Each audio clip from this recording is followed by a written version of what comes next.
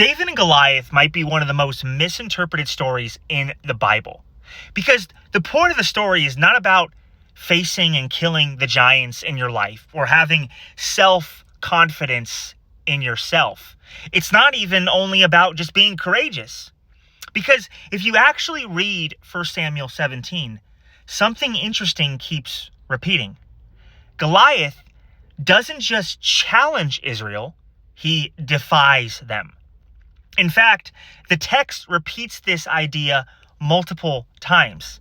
In 1 Samuel 17, verse 10, Goliath says, "I defy the armies of Israel this day." In verse 25, the Israelites say he came to defy Israel.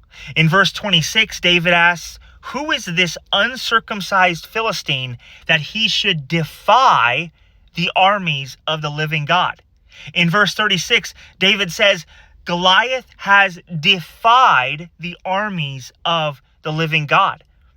And lastly, in verse 45, David tells Goliath, "You have defied the armies of the living God." So the story keeps repeating one theme. Goliath is openly mocking God, defying God. The Hebrew word for defy means to insult, to mock, to blaspheme, to publicly disgrace someone. So Goliath isn't simply issuing a military challenge. He is publicly insulting the God of Israel in front of both armies. And so David understood what the battle was really about, because he says in 1 Samuel 17, verse 45, "You come to me with sword and spear, but I come to you in the name of the Lord of hosts." And in the very next verse, David explains the real reason for the battle, that all may know that there is a God in Israel.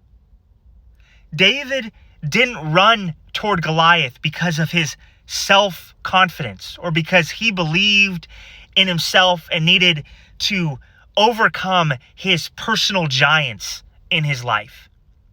He ran because God was being mocked. And when someone defies the living God, the battle stops being about giants and shepherds and becomes all about the glory of God.